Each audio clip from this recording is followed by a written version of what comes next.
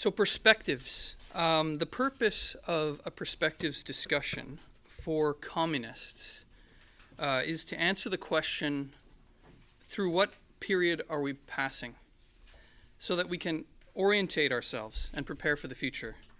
This is why we start every CC meeting almost, and every Congress, every major discussion with perspectives, because without that discussion, it's kind of like trying to cross an ocean but not studying the currents, the winds, the way to go, the coastline, if you're doing that, a map of the continents. It would be a hopeless adventure, and you'd probably get shipwrecked. And yeah, that's what we're actually seeing today. All those tendencies that do not study perspectives, that do not have a clear understanding of the main processes occurring in society and why they're occurring, are being shipwrecked. They're being destroyed. Tendencies on the left, and tendencies on the right, and tendencies in the so-called center, with liberalism in particular is being just absolutely discredited. So yeah, we need to have a clear sense of perspectives. That is the purpose of this discussion, to orient ourselves. Yeah, and the general picture here is one of capitalist crisis. When the Soviet Union collapsed, the bourgeoisie were jubilant. They thought we had won. We've won. There's no more revolution. It's the end of history. Now, at the time, Ted Grant, one of the greatest Marxists of all time, famously said, "Viewed in retrospect, the fall of Stalinism would be seen as merely the prelude to an even greater historical drama, the terminal crisis of capitalism." Now, we can say, yes, and now we're looking in retrospect. This has been entirely confirmed correct. And this is the process we're seeing play itself out today. This mighty system, the capitalist system, which has come to dominate the entire globe, which has brought now the old USSR, Russia, and all the Eastern European states into its orbit. China has been brought into orbit. It's conquered the world. It's undergoing massive crisis and massive convulsions, and we see that at every level. The 2008 crash is really the turning point. And this was a rude awakening for the capitalists after they had thought that they had solved the contradictions of the system. And ultimately, they have been all the process following this is one of them trying to find a solution and being unable to. They've been unable to recover since 2008. And ultimately, what capitalism has needed is a brutal policy, a brutal one of austerity measures, of attacks on unions, privatizations, eliminating barriers in the way of capital. That is what capitalism has needed. That's what capitalism needs today. That's the only realistic policy for the system now in crisis. And this was ultimately what the IMF pursued immediately after 2008. The IMF and governments all over the world pursued this policy of vicious cuts. This is where austerity became the buzzword. Austerity, austerity, austerity, all over the world. Now, the only problem with this is that the working class has never been bigger. And the working class doesn't particularly like austerity measures. The working class doesn't particularly like falling living standards, attacks on good union jobs, cuts to healthcare and education, etc. So this attempt to carry out what capitalism needed produced revolutionary uprisings all over the world, produced revolutionary moods amongst the youth in particular, but even amongst some layers of the working class, deep moods of anger. Those bastards, how dare they bail out the capitalists and then expect us to pay for it? It's a very simple thing in most people's minds. They don't study political theory or whatnot, but they can understand the basics of what's happening. But yeah, this produced the Arab Spring, Occupy Wall Street movement, Indignados in Spain. Even the Quebec 2012 student strike was a product of this, of the austerity measures, with the Quebec Liberal government trying to offload the cost of the crisis onto the backs of a generation of youth. So why I mention this is because it's important that we have a clear understanding of how we got here in the context, because this helps inform the main political process we've had in Canada over the past period, which is now coming to an end. So, all around the world, even in the Western world, countries like Canada, the United States, Britain, France, you started to see this process. You started to see instability, unprecedented instability, polarization to the left, to the right, with support for the so-called middle collapsing, populism as a general phenomenon developing, with people like Bernie Sanders, Donald Trump, Jeremy Corbyn, Syriza, basically anti-establishment type, almost anti-system people being catapulted forward, and the support for those sort of stalwart capitalist parties just plummeting.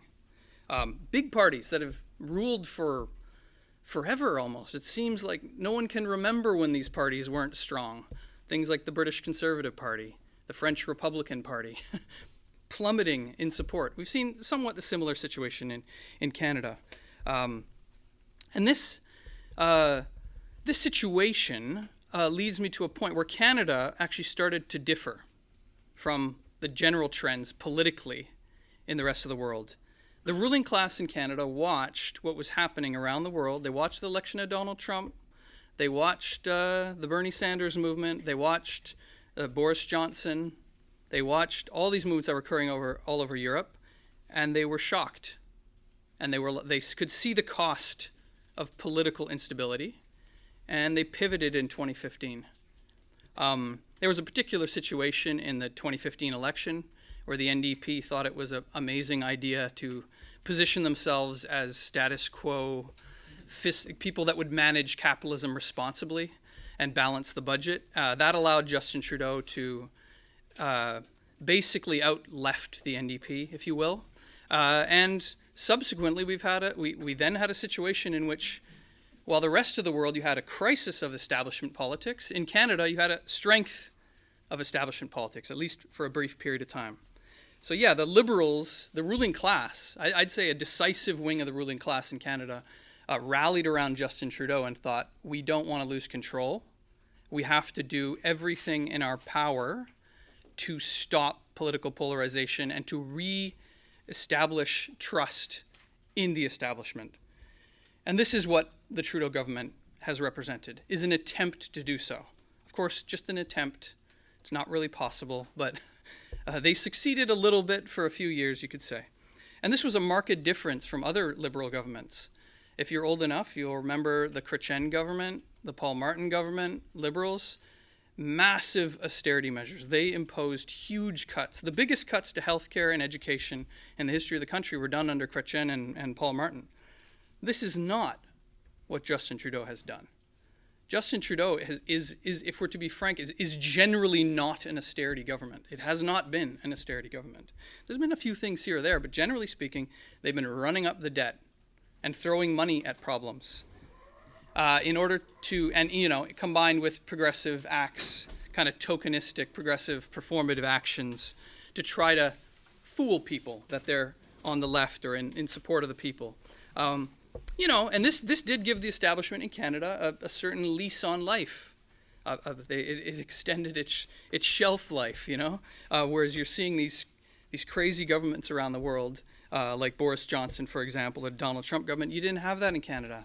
And the bourgeoisie around the world were kind of celebrating, look, Canada shows there's another way. You don't have to have this polarization, this sort of politics. We can have everyone can be pleased by this system. That's what was being said, basically. You had a collapse of the center everywhere, but in Canada you had the strength of the center. And now I believe this furnishes us, this gives us a lesson in dialectics. We are not vulgar materialists. The economy does not determine immediately the politics, immediately and directly the politics of any given country. Of course, the crisis means, what it means is in the long run, the basis for class peace and the strength of establishment politics is dead. It doesn't have a basis. What we've known, the political situation we've known for decades in Canada, does not have an economic basis in the long run. But this is not an automatic process, and I think we've seen this in Canada. It's not a straight line, and I think this has confused many on the left who don't have a clear perspective. The Trudeau government's confusing. I thought capitalism means austerity measures and cuts, right? The capitalists can find temporary ways to have some form of political stability. They can use different strata of the population and to rule, and this is precisely what the Trudeau Liberals represented. Actually, at the time, we didn't entirely appreciate what the Trudeau Liberals were. We produced a paper in 2015 that said austerity with better hair. It was kind of a funny joke, of course, but actually, when you look back at it, that was incorrect. This is not what this government represented. Precisely the opposite. But yeah, this does furnish a lesson in dialectics, but I do think it also furnishes a lesson in materialism. You cannot avoid the material reality. None of the performative acts of the government, none of the deficit spending of the government, none of them throwing money at problems has solved any of the underlying problems of capitalism and crisis. It hasn't solved a goddamn thing. All it does is kick the can down the road. And the crisis is real. It is material. It is fundamental. And it drags everything down, and it cannot be avoided. None of the sunny ways of Trudeau could stop this. And now we are seeing the results of this. This is an absolute failure of the attempts to find another way. It's a failure of the attempt to say that there is a third way. No, there is not. Canada is entering the storm with the rest of the world, and this confirms our general perspective. So yeah, like I said, the goal of the Trudeau government was to rebalance the political, social kind of equilibrium and instill belief in the establishment. But this has been an absolute failure. Now the Liberals are the most hated government. Trudeau has a lower approval rating than Joe Biden, and the Liberal brand. The Liberal Party, we have to get this through our head, the Liberal Party is known as the natural governing party of the country. This is a dirty shirt. It's never been so unpopular. Just a couple examples. The Quebec Liberals have been a powerhouse in Quebec politics, ruling most of the time since like the early 1960s. They're pretty much, I don't say they're destroyed, but they're significantly reduced, and their existence is brought into question. We've just seen this in BC. The BC Liberals are done. They are wiped off the map like that. Within a couple of months, they are gone. And this has been the dominant party of the capitalist class in BC since the early 90s. Gone. Once mighty parties decimated, have no understanding of the perspective, have no understanding what's going on, and ultimately, on the basis of capitalism, was inevitable. They could do no other. So yeah, we're seeing federally, you're seeing rats fleeing the sinking ship, ministers not running again, you have one sitting as an independent, and now there's a revolt in the cabinet of about probably a couple dozen MPs wanting a secret ballot on Trudeau. They're trying to eject him.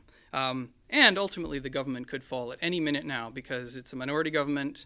The Bloc are saying they want to push for a vote at any minute. So yeah, this is the result of this. It is a complete failure of this attempt to avoid the inevitable.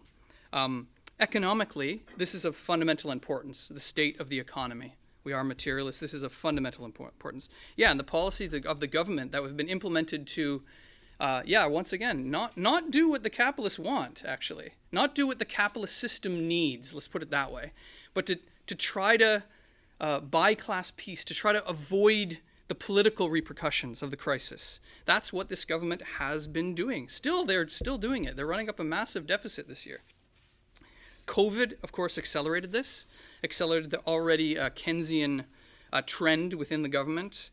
They had CERB, they had corporate supports, went further than most countries around the world, certainly way further than the US. The government the Liberal Party was even, if you remember, was even considering a form of UBI, actually, universal basic income for a period. Liberal delegates had voted in favor of that at one of the congresses they had. But yeah, this policy was not just because of COVID. They've been doing it the entire time. For example, in 2015, federal government employees, there was 257,000. Now, today, there's 367,000. Is this an austerity government? I don't think so. They've been actually throwing money at issues and increasing public sector employment. Now, the government claims that they are in an, quote, enviable fiscal position, but they've doubled the debt in 9 years, and the combined federal and provincial debt is $2.18 trillion, which is more than 100% of the GDP, and they're continuing to run deficits. Another important question, which I do think helps understand the crisis of Canadian capitalism: taxes. So the crisis is tearing everything apart, and this means there's competition to attract investment, to attract capital. Different jurisdictions have to prove to capital that they're worth investing in, that you can make more money in our province or our country than you can investing elsewhere. And it is generally a race to the bottom. That is what we're seeing around the world, which also helps understand tariffs, which we can get into later. But what have the Liberals been doing? Have they been making Canada a more attractive investment for capital? Well, no, actually. They've been implementing new taxes. They implemented the carbon tax. They implemented just recently they announced their new capital gains tax. And they maintained the Canadian corporate tax rate it's 15% federally, but that's combined with provincial tax rates. So the lowest corporate tax rate in Canada is 23% in Alberta. In Ontario and Quebec, it's 26.5%. Meanwhile, Donald Trump in 2017, if you remember, he cut the corporate tax rate down to 21%, making the United States more attractive for capital investment. And this is actually precisely what we've seen. We've seen capital going to the US, not going to Canada. Why would you? This is capitalism after all. Capitalism doesn't care. It cares about profit. That's what capital cares about. And Trump is now promising to lower the corporate tax rate in the US to 20%, which will again further increase this trend. If Canada does end up, and the Canadian government will be forced to lower the corporate tax rate at one point, will be forced, the basic economics, what will this mean? Less money for public services, inevitable austerity measures, attacks on unions, public sector unions in particular, class struggle, polarization, precisely the things that they've been trying to avoid. They will be forced to do this at one point or another. You cannot avoid the crisis of capitalism. And yeah, we see the effects on the Canadian economy of these policies. Economic recovery after COVID. Canada, out of the OECD countries, that's the main dominant economies in the world, 5th weakest recovery out of the top 38 OECD countries. We give you some figures to see how this has happened. In 2002, Canadian GDP per capita was 8.6% higher than the OECD average. It meant that Canada was actually outperforming most advanced economies. It was one of the most advanced economies in the world. Now, it's lower than the OECD average, trailing behind, and actually getting worse. There's actually countries like New Zealand are now going to overtake Canada. Even Britain. After Brexit, Britain has been absolutely decimated economically. It's actually going to overtake Canada. We didn't have Brexit, but this is the result of the government's policy and the result of the crisis of capitalism. In the words of Paul Beaudry, ex-deputy governor of the Bank of Canada, he said, relative to other countries, we're getting collectively poorer. And this is all related to something that we've covered quite often. It's all in the news. It's still in the news, and it's not getting any better. The productivity crisis. So yeah, very, very fundamental. The productivity of labor is of absolute importance. The amount of labor time it takes to produce goods is declining in Canada. This is of fundamental importance because any society that fails to develop the productive forces, that is unable to develop the productivity of labor, or is going backwards, ultimately, this is a basic law of history that Marx uncovered, that socioeconomic system's time has run out. And the reverberations throughout that society will be felt, and eventually there will be revolutionary convulsions. This is the situation that we're looking at. So yeah, the question will be whether or not the capitalists can turn the ship around and what the cost of them turning the ship around will be.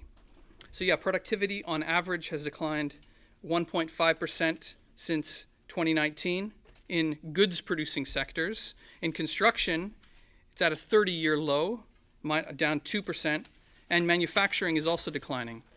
And how do we understand this? Private business investment per employee in Canada is among the lowest in the OECD countries. Again, why would you invest in Canada?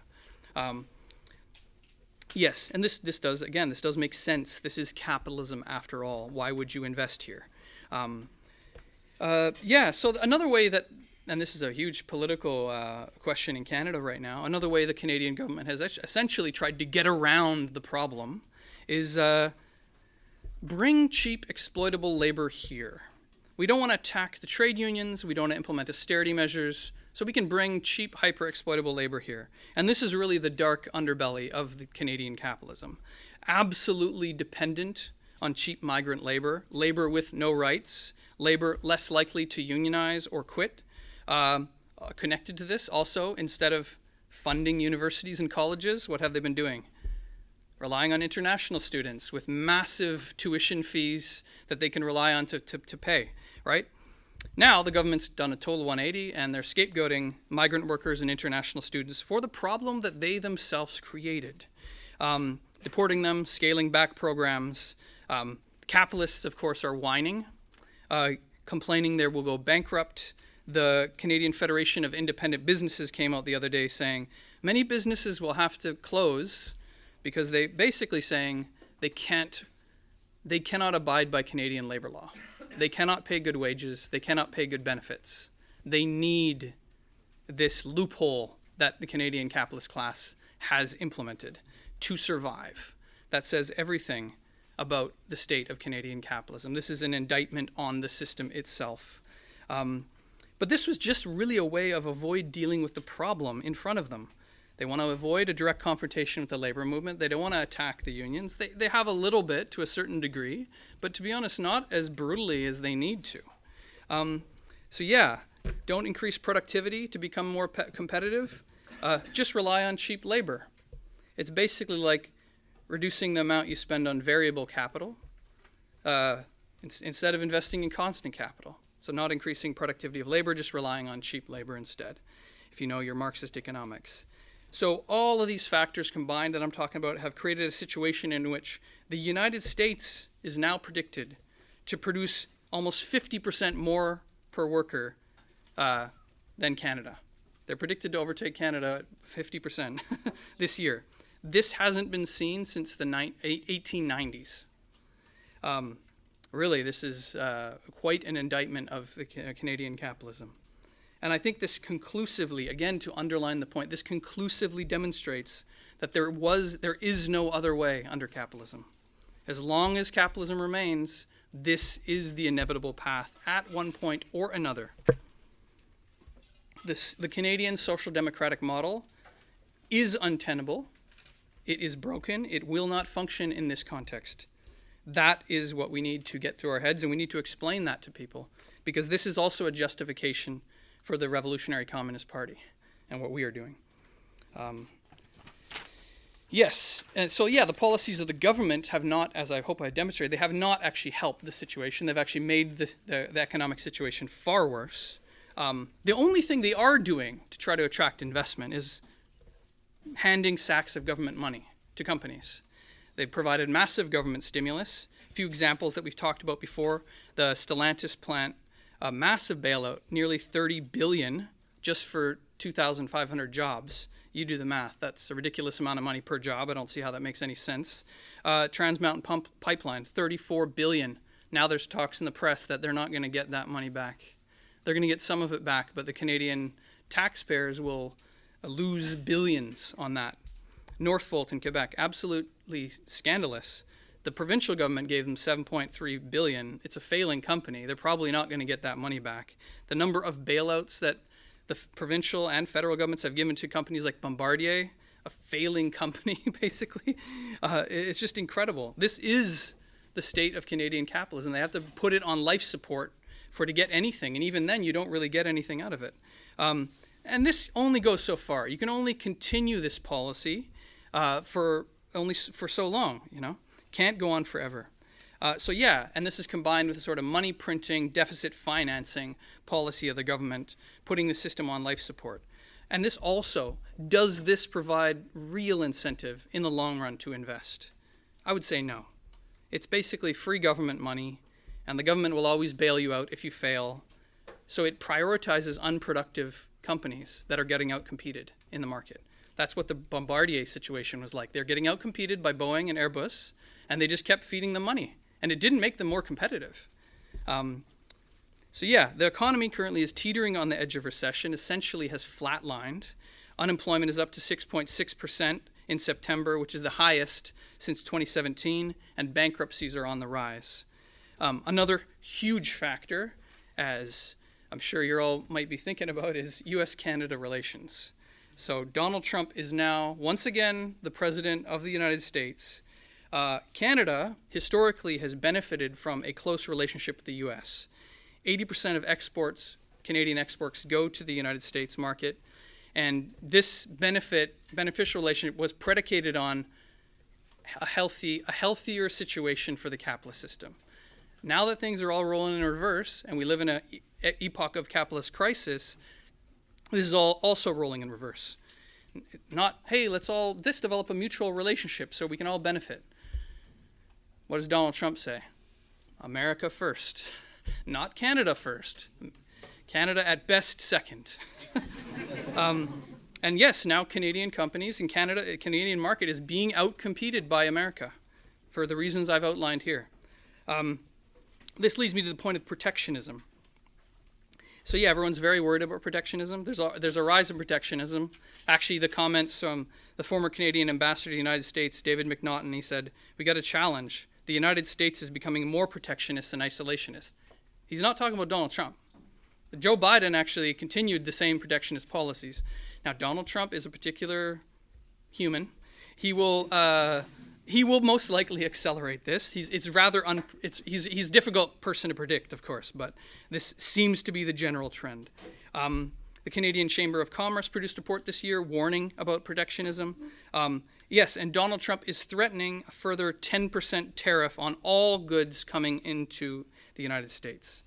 This would have a disastrous effect on the Canadian economy in particular because 80% of Canadian goods go to the U.S.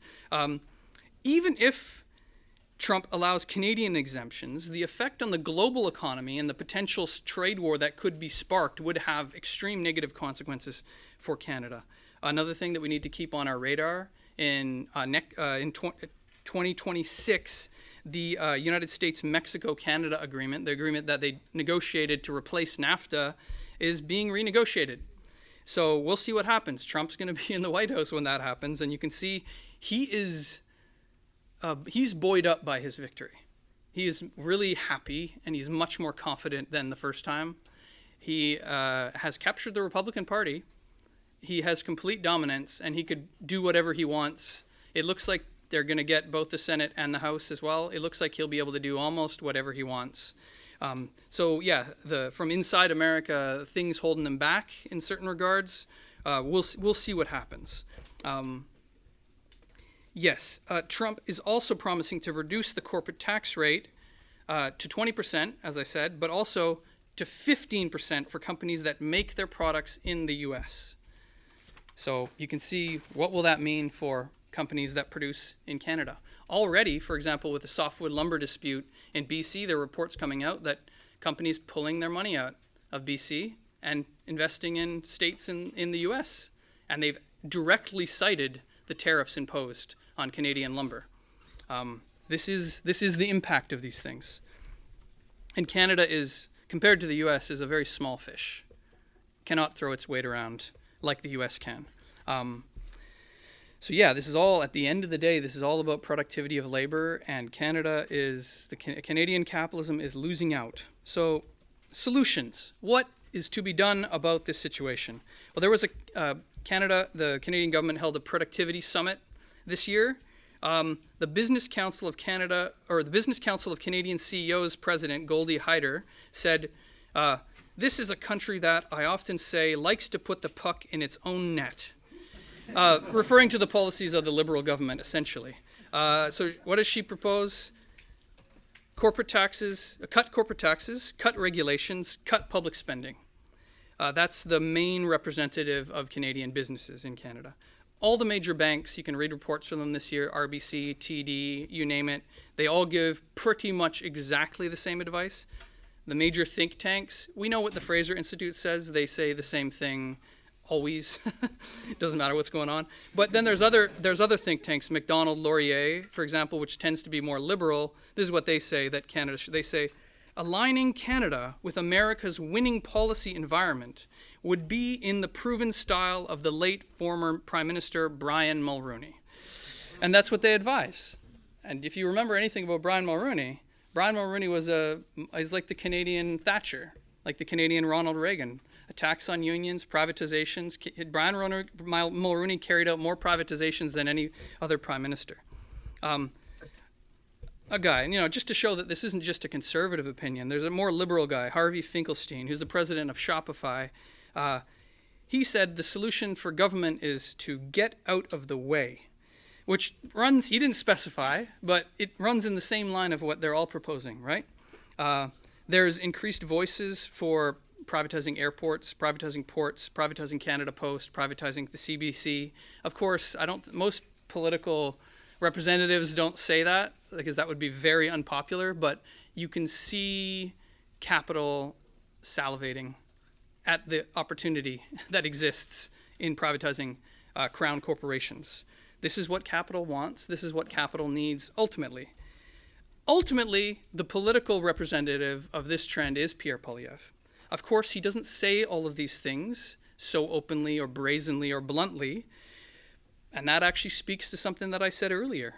The majority of the working class does not want this. No one can get elected on this program. If you state that openly, you will lose. What happened when Jean Charest tried to become the leader of the Conservative Party of Canada? Everyone knows what Jean Charest did. What is he known for? He's known for attacks on unions. He's known for provoking 2012. There was no appetite in the population, but even in the Conservative Party, people are like, that's a bad strategy. If we come forward telling everyone we're going to make their lives worse, they're not going to vote for us. Poilievre masks it. This gets into the question of right populism, the rise of right populism. I'll get into that in a minute. So first, before I get into the question of right populism, which I do believe we have to keep our eye on, this is the dominant political trend now in Canada with the collapse of liberalism. The effects of this crisis. I said a lot of numbers, productivity, growth, GDP. This is not simply an academic discussion. The effects of this crisis are very real. There's a StatsCan report this year that shows that it's the widest gap ever between the top 20% and the bottom 20%. The top 20% of Canadians hold more than 2/3 of the country's wealth. The bottom 40% have only 2.8% of the wealth. Massive inequality in Canada. And on the bottom end, what we see is the bottom of society is essentially falling off. 23% of Canadians use food banks. This is in the best that capitalism has to offer, Canada. 23% use food banks. Rent, absolutely suffocating situation. There was a report that came out this year that shows in only 22 neighborhoods out of nearly 800 tracked in the largest Canadian cities, can 2 people working minimum wage afford a two-bedroom apartment. The amount of money going to rent and things like mortgage payments has gone through the roof in the last number of years. There's one report that predicts that rent for a 2-bedroom apartment in Toronto will go up to $5,600 by 2032. And in Vancouver, it will go up to $7,500. I don't know how that would be affordable, but anyway, you'd have to make a lot of money to be able to afford that, which doesn't look like a realistic possibility. But this is the trend. This is the effects on the population. Related to the rent, it's impossible to buy a home. That used to be a thing. Like my parents bought a home. People would buy a home. It was like it was kind of like almost like an investment in the future. It was a thing that families did. Pretty much out of reach for most people. Canada has one of the highest house price to income ratios in the OECD. Housing prices soared over 355% between 2000 and 2021. And as we know, this has actually gotten worse in the last few years. And the government policies have been completely ineffective. Actually, all of the targets that they set for affordable housing units, not just affordable housing units, any housing actually, have fallen short, massively fallen short. And people are suffocating and they cannot find a way out. This is the real situation for millions of people under capitalism. And then this explains why there is a political crisis in this country. So get into the political dynamic. People are very angry. They're very, very angry. The Liberals have been trying to hold things back. They're trying to please both the workers and the bosses, and they are unable to do so. A good example, probably the best example of this, is labor relations. Back to work legislation. We've talked about that a lot. It's all too common that anytime a union starts to affect profits or the economy or anything, their right to strike is taken away. The Liberals, like I said, they're a government that doesn't want to appear to be bad, to be against workers. So they've been trying to avoid at all costs back to work legislation.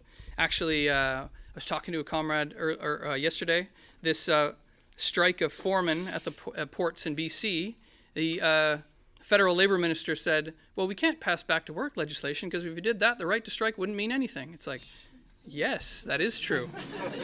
That was true when you passed it before.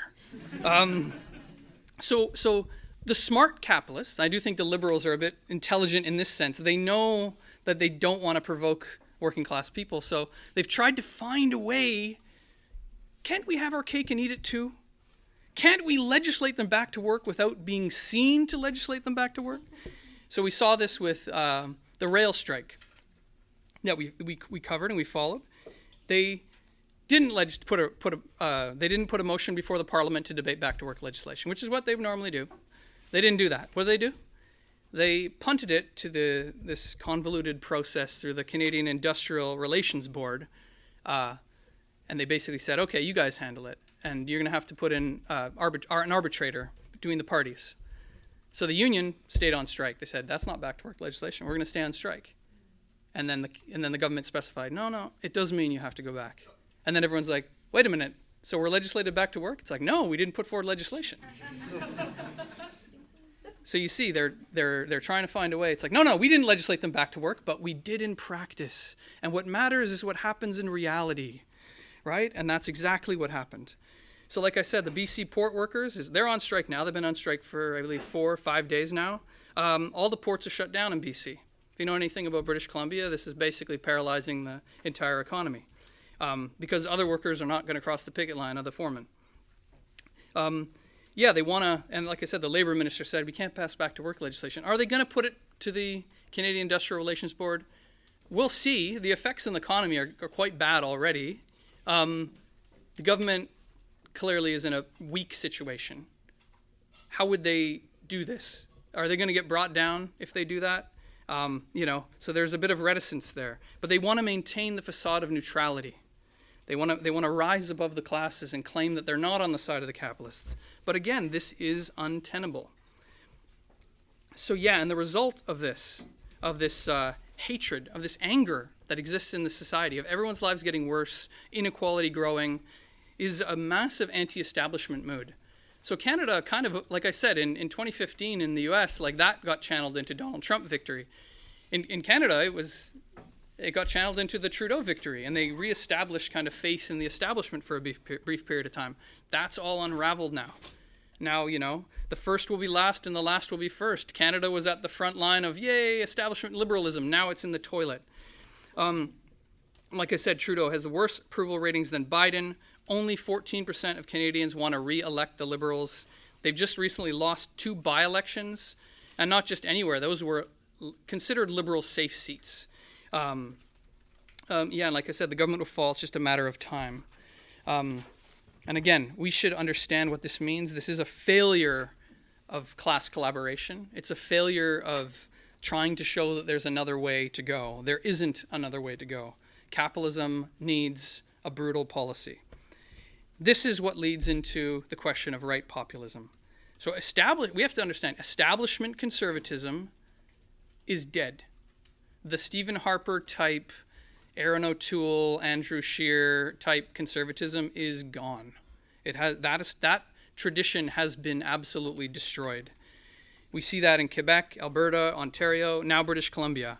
I think to say a few words about BC, because they just had the provincial election. We have a couple articles on this. Comrades should read those articles. Comrades should pay attention to British Columbia, because this shows the way forward in every province and federally. So what you had was NDP government. To be honest, not unlike the federal Liberal government. Not popular, not hated per se, but everyone was disappointed. But the problem is no one wanted the Liberals back. There's only two parties in BC. Everyone's like, well, we hate the NDP. Why the hell would we bring the Liberals back? Those bastards, they're even worse. So what happened? This one, I don't know how to express a word to describe this man, unhinged guy, John Rustad, he gets expelled from the BC Liberals for basically making comments against climate science, joins the Conservative Party, which is a party that has not been in government in BC in 96 years. The last election, they got 1.9% of the vote. They had no seats. They're basically almost a non-entity in BC politics. They don't get anywhere. They don't do anything. And, skyrocketed in the polls. He starts just basically copying Pierre Poilievre, all his dialogue.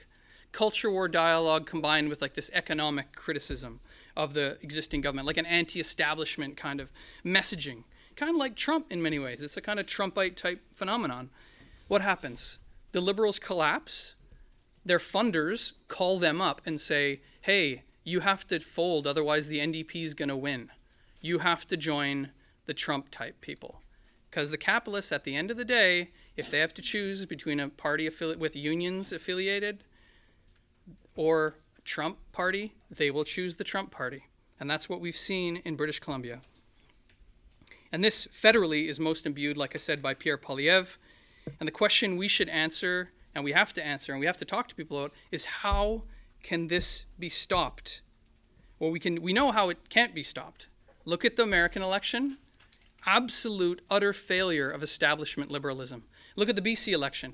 Absolute, utter failure of establishment reformism. And the big question here is it's these kind of elitist snob politicians with their heads up their own butts that are sitting in focus groups studying what people think rather than talking to actual people and having a read of what is going on in the population. That's basically what happened in the American election. There's all sorts of reports that have come out where Democratic Party canvassers said, like, I don't know, kept telling me to talk about the threat to democracy, and people were talking about the cost of a carton of eggs and like their job, and I'm talking about the thing that Trump said at a rally the other day, and nobody cared. They didn't care about that. They care about the bread and butter issues. And that's ultimately what we've seen happen in British Columbia. So Rustad in BC was ultimately stopped, but by the narrowest of margins. I think one riding, the NDP won by like 20 votes or something, 30 votes maybe. A couple similar, there was a bunch won by like a couple hundred votes, and the NDP sneaked out the narrowest majority, 47 out of 93 seats, which basically means the government could fall at any time. They need every single member there all the time, or they're going to have to do a deal with the Greens, who have 2 seats. If there's something happens to one member, there's a by-election, they'll probably lose it. There'll be a situation. So this shows that establishment liberalism and establishment populism cannot fight, or establishment liberalism and establishment reformism cannot fight right populism. It's only a genuine revolutionary left that attacks capitalism, the root of all these problems, can fight that. So you'd expect that, okay, obviously the left, the left's got to have some answers, right? So what is the general solution that the mainstream left in Canada, or a lot of people on the left, put forward? Okay, there's a hatred of the system, there's a hatred of the government, there's a hatred of the establishment, so we should unite with the establishment and try to appear more reasonable towards the system, right? That's essentially what both the NDP and Québec Solidaire have been doing. They've plotted this course for themselves. And, we've had debates with QS people over the years. We've had sometimes debates with NDP people pretty high up in the NDP, and they've made these arguments. And you can see them make it in the press as well. And, you can agree to disagree and let the future show what is true or not. And now we see what the result of this policy has been. And I believe this gets back to something I said at the beginning, the importance of having a sense of perspectives. If you don't, you're trying to pilot a ship through troubled waters and you have no idea what is coming. And this is precisely what's happened to the left in Canada. When we have a crisis on the left, there is an abject crisis, faced with the deepest crisis of the capitalist system, growing anti-establishment sentiment, anger amongst the working class and youth. The left has never been so degenerated and kind of merged with establishment liberalism almost. Indiscernible from the liberals, in fact. I think for your average worker is almost indiscernible from liberalism as a whole. Obsessed with Parliament. Nobody cares about Parliament, but they care a lot about Parliament, like really obsessed with it. And really the NDP federally are reaping what they have sown with the supply and confidence agreement that they thought was like a genius parliamentary move. This is a genius move. We can get policies that will benefit workers and everyone will see that we're really good, right? No. And they realize it themselves. That's why they broke the agreement. They didn't break the agreement on anything in particular. What did they break the agreement with? Or in the words of Jagmeet Singh, we tore up the supply and confidence agreement. He said that like 30 times, like a robot, as if someone in the bureaucracy told him to repeat that, which they definitely did. And this is also one thing, people hate this. They hate these types of talking head people, right? Why did they tear up the supply and confidence agreement? Did they break them over? Did they break it over the funding of a genocide in Gaza? Nope. Did they break it over increased military spending? Nope. Did they break it because of them legislating the railway workers back to work? Nope. This was simply an electoral calculation. They were like, this strategy is not working. We need to change the strategy. They had pre-recorded this video that they put out a couple weeks later of Jagmeet announcing it. It didn't connect with anyone. No one understood why. Didn't convince anyone that the NDP are genuine, because they are not genuine, and basically just showed that they are completely opportunist. They're opportunistic, and they're bad opportunists. A good opportunist would have used actual burning issues of the day to break the agreement with the government. But this shows they're completely disconnected from the masses. They have no clue, and they don't know how to tap into the anger. I'm not even sure if they want to. And unsurprisingly, they have not benefited. They have not gone up in the polls subsequently. They have not benefited from the anger at Trudeau. They actually cut themselves off from that anger. So this leads me to the question of Québec solidaire.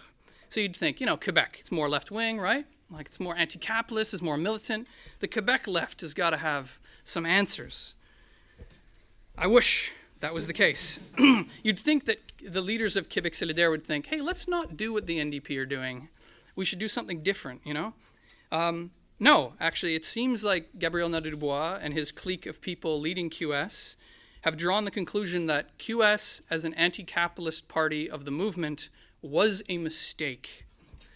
He's more or less said this openly now, that is a mistake, and we need to convert the party into a run-of-the-mill social democratic party, even though social democracy is a massive failed tradition everywhere. G&D says this with a smug look on his face, as if he's really intelligent. I think this is very stupid, and we can see the result of this. Where is Québec solidaire in the polls? They are fourth. They are behind the Liberal Party. This is the result of this policy. So you don't have to agree with me, but you do have to deal with the consequences of your shitty policy. So this is an incredible failure. The strategy was essentially a reformist one. It was, we need to prove that we're reasonable. The discussion over the years in QS from some of the leaders was always that people don't vote for us because we're too radical. That was the main argument. They tried to appear reasonable and cooperative with the capitalist establishment. Actually, if you see what G&D said after Trump's victory, he said, this shows there's a rise of authoritarianism. And it makes me proud because in Quebec we have difference, but we work together. We're all really good. Oh, that's so inspiring. Makes me want to vote for you just because you work with everyone, They've been repeating things like this for a long time, and it doesn't work. And this is, again, a completely mistaken perspective. Yes, connected to this, so QS is not just reformist. They have not just moderated. It's also a failure of another aspect of their policy, left nationalism. That Québec solidaire, the Québécois is an oppressed nationality within the Canadian state. Québec solidaire thought that they had to adopt nationalist politics. I remember the argument from one of the main strategists of the party was that we can't let the right wing co-opt or monopolize nationalism. What's the Marxist position? we fight against national oppression. We fight against national oppression of any kind. And we fight for the liberation of Quebec. We fight for liberation of Indigenous people. We fight for liberation of all people on this planet and all people oppressed by the Canadian state. But this has not been what Québec Solidaire has been doing. Québec Solidaire's policy has basically been tail-ending right-wing nationalists. Every time the right wing says, we need to do X, Y, Z that will oppress people, immigrants mostly, and to be honest, a total racist logic most of the time, QS says, oh, well, yes, but a little less. We'll do the same thing, but not as much. I'm not sure what this has to do with liberation. It has nothing to do with liberation, actually. And, again, it has not worked. They're not giving people a reason to vote for them. They're not giving people a reason to vote for them. When the CAQ was elected, QS actually had a bump in the polls and they elected the most seats they ever had. And they were the main opposition party. And they were even saying, we're preparing to govern. Remember this? Preparing to govern, right? What happened? Complete failure. Now they're fourth in the polls. The Parti Québécois, which we had talked about as we thought, to be honest, I personally thought it was dying, like it was going to die. I was like, there's no reason for it to exist. Now the PQ has been reborn, and they're number one in the polls. And there's an internal party crisis. There has been in Québec Solidaire this year, which has come out into the open. All of the things that we knew were true, that we knew were true, but they wouldn't say openly, then came out open in the news, where the spokesperson, because QS has two leaders, Gabriel Nadeau-Dubois, and they had Émilie Lessard-Terrien. Émilie stepped away and then came out denouncing GND and his clique, saying they're trying to control the messaging and they're always trying to moderate everything. They don't want to inspire anyone, right? They're always trying to show how reasonable they are. She just confirmed exactly what we're saying. Yes, and the result of this is they're fourth in the polls. They're behind the PQ, the CAQ, and the Liberals. This is the worst position that QS has been in probably a decade or more. So yeah, this is the situation of the left. Now, I think I asked at the beginning what period we are passing through. We are living through the worst crisis in the history of the capitalist system. Specifically in Canada, I hope I've underlined the special crisis of Canadian capitalism. There was a brief period where the capitalist establishment was trying to please both sides, but that is done. That is done. They're trying to hold on, but that is ultimately done. It is the end of stability in Canadian politics, and what we can predict going forward in the next year is we are entering the storm with the rest of the world, and the same processes we have seen play out in America, in France, in Britain, we will see play out in a general sense, of course. And all of these parties that I talked about, with mistaken perspectives, that don't understand these fundamental truths, that have no understanding of what is happening, are being destroyed. British Columbia is a warning. It's a warning to the working class. You can't defeat right-wing populism with establishment politics. And the left, we have Pierre Poilievre, who could take power very soon if the government falls. At the latest, unless something drastically changes, he will be in power next October. And what are the policies that are going to be put in place what is the main direction that the left will take to counter Pierre Poilievre? I bet you it's going to be very similar. Very similar to what the Democrats did, to what the BC NDP have done. This failed policy ultimately. So I think we have to be quite sharp on this. This is a failure. If anyone says, "Oh, but you're not uniting to defeat the right populists," it's like, that was what they said in the US. That is what they said in BC. You need good policies to fight. You need good perspectives. You need good ideas. Yes, but the left keeps repeating the same mistakes over and over again, which only strengthens the right wing and solves nothing. So yeah, we, the Revolutionary Communist Party, which is a new party, we just launched in May. We're going to talk this weekend. We've had some amazing successes already, but I believe the future is bright because the perspective laying out in front of us is exactly what communists are made for. This is what we are made for. We are fighting for a genuine revolutionary left, one that actually stands for something that doesn't compromise its principles, like the mainstream left, that has immense faith in working class people to rise up and change society and fight for a better society, that we have faith in the desire and the willingness of the working class to fight for a better world. All that is needed is leadership. That is what is needed in Canada. That is drastically needed. And that is what we are trying to build. And this is why we are building the Revolutionary Communist Party. Leave it at that.